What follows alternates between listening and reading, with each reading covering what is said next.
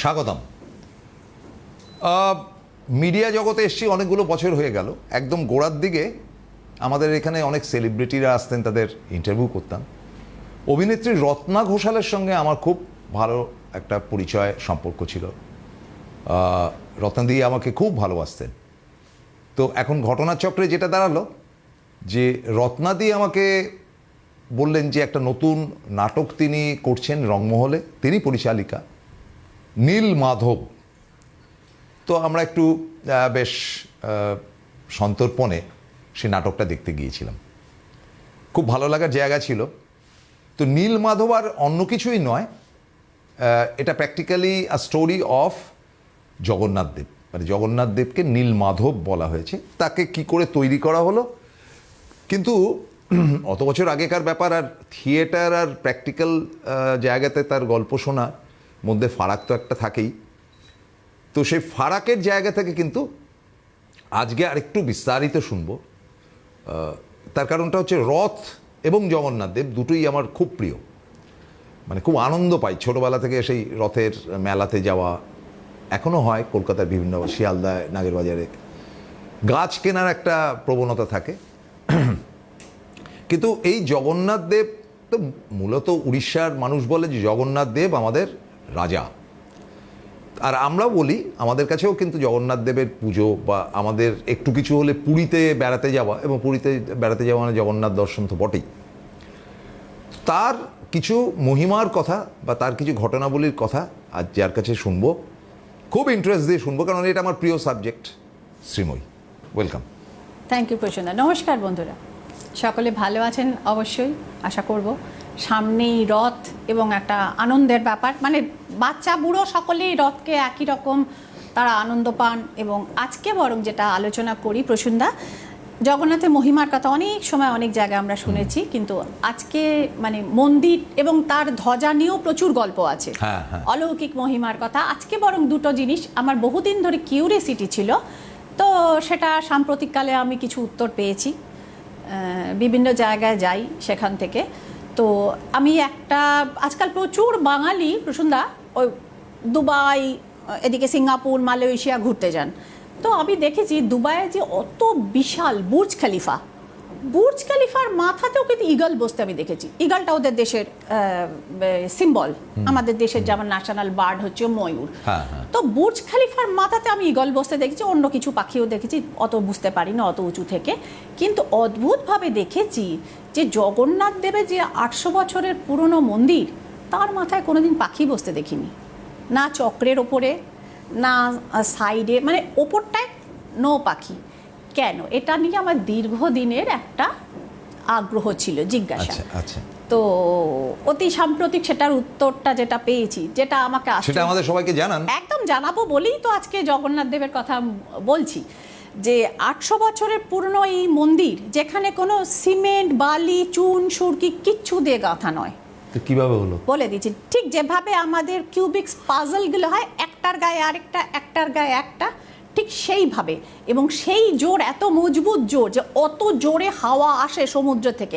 আজ পর্যন্ত সমুদ্রের হাওয়া কেন? এই যে আমাদের আমফান গেছে, ভূমিকম্প হয়েছে, জগন্নাথ মন্দিরের একটা পাথরও কিন্তু হেলেনি। কোথাও শুনবেন না যে একটা পাথর নড়েছে বা ওপর থেকে একটা পাথর খসে পড়েছে। সাম্প্রতিক রিপেয়ার হচ্ছে সেটা নিচের অংশটা। হ্যাঁ, তো যাই হোক, এবং কেন, এবং পাখির দেখা পাওয়া যায় না কেন?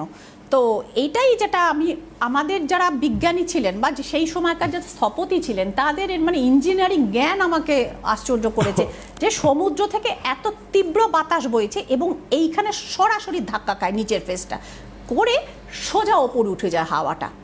আচ্ছা, মানে একদম একটা উচ্চ চাপের কেন্দ্র তৈরি হয় ওই চক্রের ওপরে। এবং যেরকম জলের মধ্যে ঘূর্ণি তৈরি হয়, উচ্চচাপ যেখানে হয় সেখানে ঘূর্ণি তৈরি হয়, টেনে নেয় নিচে।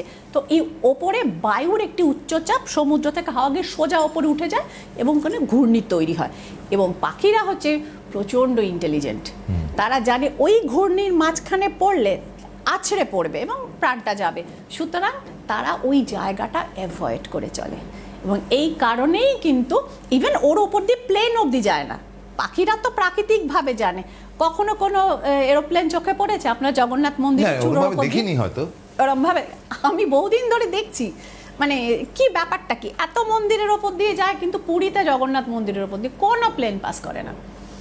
কারণ ওই যে উচ্চচাপের ঘূর্ণিটা ওটা পাইলটরা অ্যাভয়েড করে যান, এবং সেই কোন সূত্র থেকেই তখন জানতে পারলাম না প্লেন যায় না, এটা বাস্তব। প্লেন যায় না। কেন যায় না? এবার আমি প্লেন একজনকে জিজ্ঞেস যায় না মানে করেছিলাম। আমি একবারই প্লেনে করে ভুবনেশ্বরের উপর দিয়ে গেছি, হ্যাঁ। ভুবনেশ্বর হয়তো পুরীর উপর দিয়ে গেছি, যে আমার খেয়াল নেই, হ্যাঁ। মানে আমার খেয়াল না, মানে আমার রুট চার্ট ওইভাবে জানি না। একদম।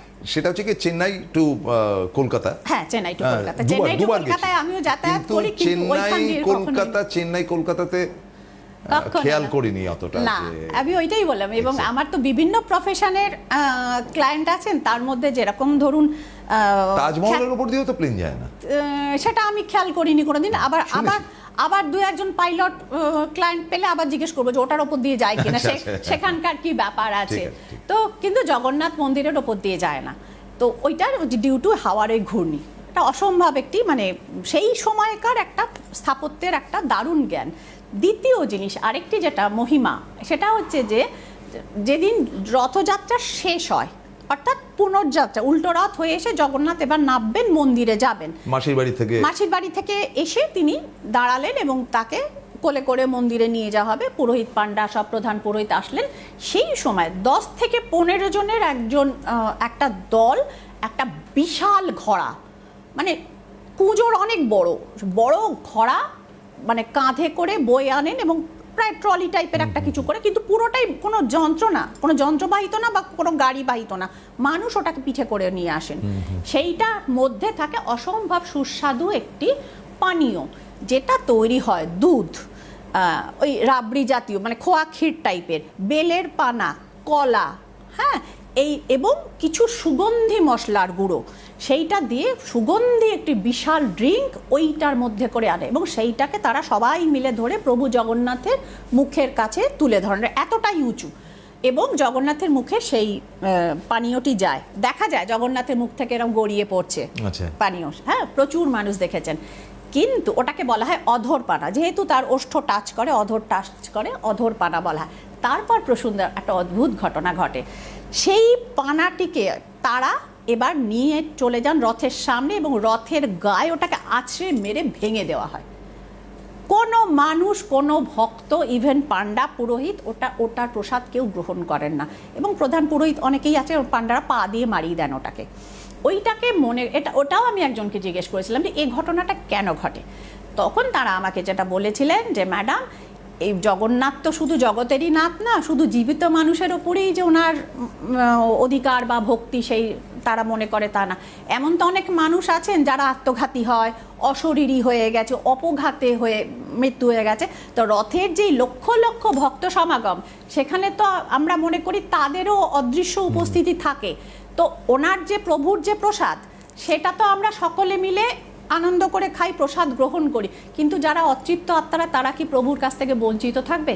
অধরপানা ওই ভেঙে দেওয়া হয় সবচাইতে সুস্বাদু ড্রিঙ্কটি তাদের জন্য, যাতে তারা ওখান থেকে খেতে পারে। মানে এরকম মহিমার কথা শোনা যায় এবার না কোথাও। জগন্নাথের যে ভোগটা তৈরি হয়, হ্যাঁ, অত্যন্ত সুস্বাদু। সেটাকে আমি একজনকে ম্যানেজ করে খেতে পেয়েছিলাম।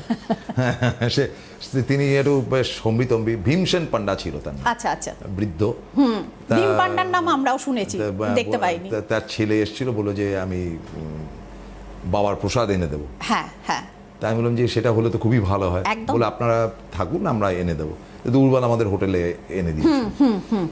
সেইটা যে কি সুস্বাদু, মানে অসম্ভব। সমস্ত সবজি টবজি যারা দেওয়া, থাকে না, দৈত্যাপতি বলে ওনাদেরকে। টিপিক্যাল, সেটা খিচুড়িও নয়, না, একটা খিচুড়িও না। অদ্ভুত টেস্ট, এবং তার মধ্যে মটর ডাল অবশ্যই হ্যাঁ থাকে। মটনটা। কিন্তু ওরা বলছে যে বড় ঘোড়া, তারপরে ঘোড়া, তারপরে ঘোড়া, তারপরে ঘোড়া। ওপরের ঘোড়াটা আগে তৈরি হয়, নিচের ঘোড়াটা সবার পরে, এবং কাঠ কয়লা এবং একদম পুরাতন রন্ধন প্রণালী দিয়ে প্রভু জগন্নাথের ভোগ কিন্তু তৈরি হয়। মানে অদ্ভুত, এটা মানে বিজ্ঞানের আশ্চর্য জিনিস। এটাকে আমি কোনোদিন মানে কিভাবে হয় এটা কোনোদিন আমি জানতে পারিনি। যদি জানতে পারি অবশ্যই সিটিভিএন এসে শেয়ার করব। না, একটা ব্যাপার ঠিক, যে দেখুন আমরা অনেক দেবী নিয়ে আলোচনা করি, হ্যাঁ, কিন্তু জগন্নাথ দেবের মহিমা বলে যেটা আমরা বলি, একদম সেইটা যেন আমাদের কাছে অনেক স্টোরি আছে, প্রচুর অনেক স্টোরি। মানে এবং মানুষ দেখুন, আমরা বেড়াতে যাওয়ার হাজার ঘন্টা জায়গা আছে, কিন্তু পুরীতে গেলেই মনটা ভালো হয়ে যায়। হ্যাঁ, বাঙালিদের একটা মানে ফেভারিট স্টেশন থেকে ডেস্টিনেশন। রিক্সা করে ইয়েতে যাওয়া, হ্যাঁ, হোটেলে যাওয়া, হোটেলগুলোর দিকে যাওয়া, একদম, মনটাই একদম। ভালো হয়ে যায়, একদম একদম একদম যে কি ভালো লাগছে, ভীষণ ভীষণ একটা অন্যরকম ফিলিং হয়। ওটা খুব সুন্দর ফিলিং। তো সামনেই রথের মধ্যে পুনর্যাত্রা, অনেক কিছু আছে। জগন্নাথ দেব যখন মানে এগুলো সবই ওনার মহিমার গল্প। উড়িষ্যায় মুখে মুখে ঘোরে, মানে মাসির বাড়িতে গিয়ে জগন্নাথ দেব তার ভাই বোনেদের পেয়ে তিনি আর আসতে চাইছিলেন, তিনি ওখানেই থেকে গেছেন। এবার মেয়েদের যেরকম থাকে না একটু মানে সন্দেহ তার স্বামীর ওপরে, লক্ষ্মী দেবী ভাবলেন যে কি ব্যাপার, গিয়ে কারো পাল্লায় পড়ে গেল নাকি। লক্ষ্মী দেবী এবার রাগ টাক করে ওখানে চলে গেলেন যে প্রভু জগন্নাথকে তিনি বশীকরণ করবেন। শোনা যায় তারপর থেকে লক্ষ্মী দেবীর মান ভাঙাতে নাকি উড়িষ্যায় রসগোল্লার উৎপত্তি।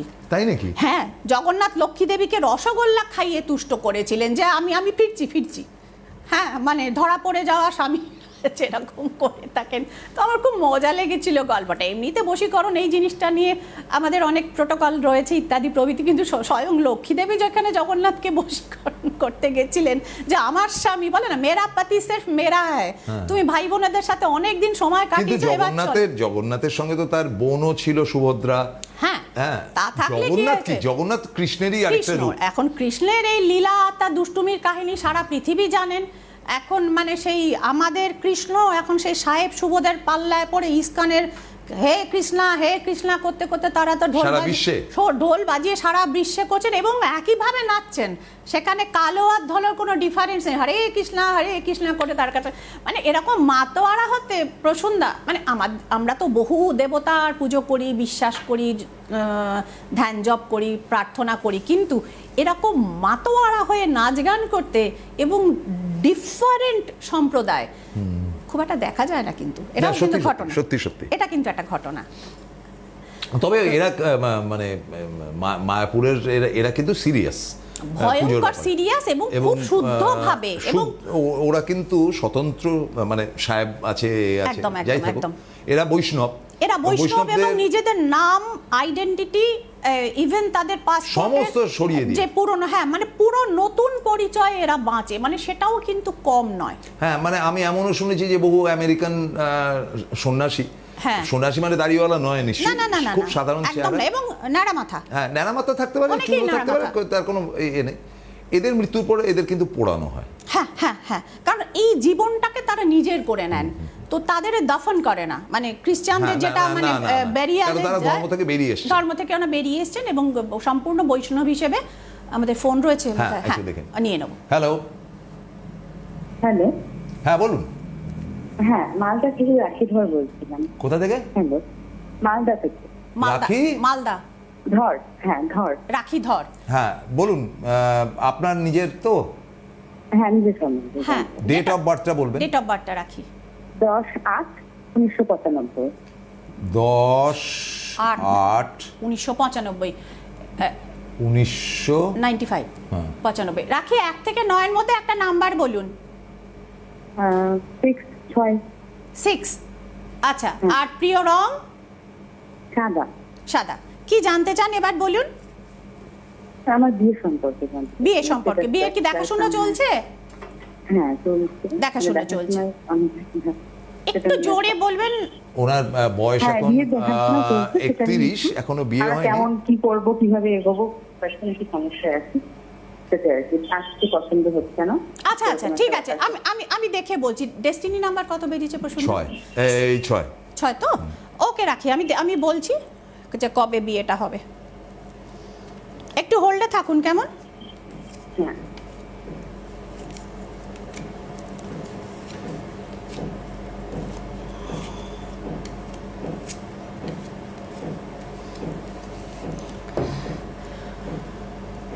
রাখি, এরকম কি কিছু হয়েছে যে মানে যে সম্বন্ধটা আসছে আপনার পছন্দ হচ্ছে না, সেরকম কিছু রয়েছে নাকি উল্টো দিকের পছন্দ হচ্ছে না সেটাও জিজ্ঞেস?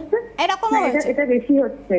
এটা বেশি হচ্ছে যা পছন্দ, মানে পাত্রপক্ষে যেটা আসছে রাখি নিজের পছন্দ হচ্ছে না, আপনার চয়েস একটু হাই, নাম্বার 6, যাকে তাকে আপনি বিয়ে করতে পারবেন না, সেটা যেরকম ঘটনা। আপনি কার্ডগুলোর দিকে তাকান, দেখুন দ্য হ্যাংম্যান রিভার্স পড়েছে, অর্থাৎ জিনিসটি এরকম ঝুলে রয়েছে। কেন ঝুলে রয়েছে এইবার আপনাকে আমি দেখিয়ে দিচ্ছি।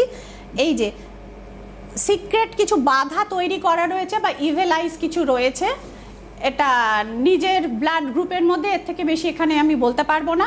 তো মানে সেই ম্যানমেড কিছু ব্লকেজ তৈরি করা আছে, এইটা যদি মানে ডিসকার্ড করে দেওয়া যায়, আপনার লাইফ থেকে এটাকে রিমুভাল করে দেওয়া যায়, এবং সামনে রথ রয়েছে, সেটাও আপনি চিন্তা ভাবনা করে দেখুন। রথ থেকে মানে উল্টো রথ মানে পুনর্যাত্রা পর্যন্ত অত্যন্ত ভালো সময়।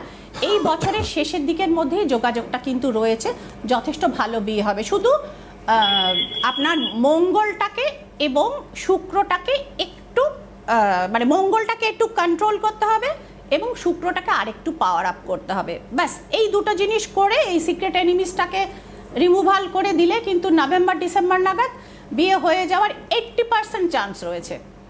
ভালো থাকবেন। আপনি যেখানে ছিলেন স্টোরি লাইনে ঢুকে পড়ুন। হ্যাঁ, স্টোরি লাইনে আমি ঢুকেছিলাম। দেখুন, লক্ষ্মী দেবীর কথা আসলো। লক্ষ্মী দেবীর ব্যাপারটা শুনলাম যে রসগোল্লা ইত্যাদি ইত্যাদি, রসগোল্লা খাইয়ে তাকে তো আমাদের খুশি করেছিল। পশ্চিমবঙ্গে কিন্তু আজ নয়, যুগ যুগ ধরে জগন্নাথ দেবের রথের ব্যাপারটা রয়েছে। একদম। হ্যাঁ, মানে আমাদের ছেলেবেলায় কিছু দাও না দাও, রথ একটা দিতেই হবে। দুর্গাপুজোর সময় নতুন জামা কাপড়ের যেমন দাবি থাকে, তেমন একটা রথ কিনে দেওয়ার কিন্তু আমাদের ছোটবেলায় একটা দাবি থাকতোই। আমারও একটা 3 তলা রথ ছিল, সেটাকে নানা রকম জিনিসপত্র দিয়ে সাজানো হতো এবং জগন্নাথ থেকেই পড়ে যেতেন। সুতরাং তাকে ওই তারপরে আমাকে পুরী থেকে একজন আমার মাস্টার মশাই, তিনি আমাকে এটি কাঠের জগন্নাথ বলরাম সুভদ্রা এনে দিয়েছিলেন। বলছি সবার একদম টপে বসাবে, এটাকে একটু দড়ি দিয়ে বেঁধে রাখা। দড়ি দিয়ে তো আমরা বাঁধতাম না, কিন্তু মাটির হতো, মাটির গুলোই তো আমরা দড়ি দিয়ে বাঁধতাম, তা না তো ঠকাস ঠকাস করে শব্দ। হ্যাঁ, কিন্তু কাঠের ঠকাস করলেও পড়বে না। এবং পাঁপড় জিলিপি এই দুটো ছিল সেদিনকে, মানে সন্ধ্যেবেলা আমরা চাঁদা তুলতাম রথ টানতে গেলে, বাবাকে, মাকে, জ্যাঠাকে, অমুককে, সবাই যে এখানে দাও, চাঁদা দাও। সেই চাঁদাটা কালেকশন হলে অত দূরে, তখন ছোট থাকলে তো আর অত দূরে যেতে দেবে না, ওরাই তখন পাপড় নিয়ে এসে বাড়িতেই ভাজা হতো, আর গরম জিলিপি। জিলিপি আর যদিও জগন্নাথ দেবের প্রিয় খাদ্য হচ্ছে জিবে গজা। হ্যাঁ, সেটা পুরীতে না গেলে তো আপনি পাবেন না, পশ্চিমবঙ্গে সেটা বিক্রি হয় না, এবং জিনিসটা নষ্ট হয় না। জিনিসটা নষ্ট হয় না। সাথে আরেকটা থাকে ওনার মহাপ্রসাদ, মানে একটা ছোট্ট পাত্রের মধ্যে কিছু শুকনো চাল আরো কিছু থাকে কিনা জানি না, এবং বলা হয়, এবং এটা আমাদের দীর্ঘদিনের বিশ্বাস, আমি নিজেও প্রমাণ পেয়েছি, কোনো পরীক্ষার সময় একটা ওখান থেকে মা খুঁটিয়ে মুখে দিয়ে দিতেন, বা এখন আমিও আমার যারা আসেন কাছে তাদেরকে বলি, মহাপ্রসাদ থাকলে যত্ন করে রেখে দেবেন আলমারিতে, লকারে, এবং লাল পুটলির মধ্যে থাকে। হ্যাঁ, লাল পুটলির মধ্যে। ছেলে মেয়ে পরীক্ষা দিতে গেলে, ইন্টারভিউ দিতে গেলে একটা খাইয়ে দেবেন আর বাকিটা ছেলে মেয়ের সঙ্গে দিয়ে দেবেন, ফেল করে ফিরবে না। এটা আমার বিশ্বাস এবং জগন্নাথের ব্লেসিং। হ্যাঁ, এটা ছাড়া কি হতে পারে, এটা ছাড়া কিছু না। তো সুতরাং সেই ব্যাপারটা আছে। তো একটু লক্ষ্মী দেবীতে আসি। আসবেন, একটা ফোন আছে। হ্যালো। হ্যাঁ, বলুন। আমি তনয় চক্রবর্তী বলছি। কোথা থেকে? আগরপাড়া থেকে। হ্যাঁ, বলুন। আগরপাড়া। ডেট অফ বার্থটা ভাই আগে। 20 সেপ্টেম্বর 1990। 20 সেপ্টেম্বর মানে 20 তাই তো? 20 সেপ্টেম্বর 1990। 1990। 1 থেকে 9 এর মধ্যে একটা নাম্বার বলুন ভাই। তমাল 5। তনয় চক্রবর্তী। তমাল চক্রবর্তী, ঠিক আছে। তনয়। আচ্ছা, 5। আচ্ছা, এবার আপনার প্রিয় রং? লাল। কি জানতে চান? তো আর্থিক পরিস্থিতি এখন খুবই খারাপের মধ্যে দিয়ে যাচ্ছে, চারিদিকে ধার হয়ে যাচ্ছে, কোনো রকমই ভাবে আসছে, কিন্তু কোনো রকম ভাবে সলভ হচ্ছে না, কিছু আরো বেড়ে যাচ্ছে। এবং আমি বাড়িতে রয়েছি, ওই বাড়িটা ছাড়তে চাইছি, একটা অন্য জায়গায় যেতে চাইছি। আচ্ছা, নিজস্ব বাড়িতে থাকেন না রেন্টেড? না, নিজস্ব বাড়িতেই থাকেন। নিজস্ব বাড়িতে থাকেন। আমার এখানে 3 এসছে। নাম্বার 1 ভাই, প্রথম কথা হচ্ছে যে আমি আসছি কার্ডগুলোতে। ফার্স্টের কার্ডটাই যেটা আপনার পড়েছে সেটা হচ্ছে এস অফ পেন্টিকলস। এই কার্ড যাদের পড়ে তাদের নর্মালি আর্থিক অবস্থা ভালো হয়। তো আপনার আর্থিক অবস্থা নিঃসন্দেহে ভালো ছিল, কয়েকটা বছর আগে বেশ ভালো ছিল।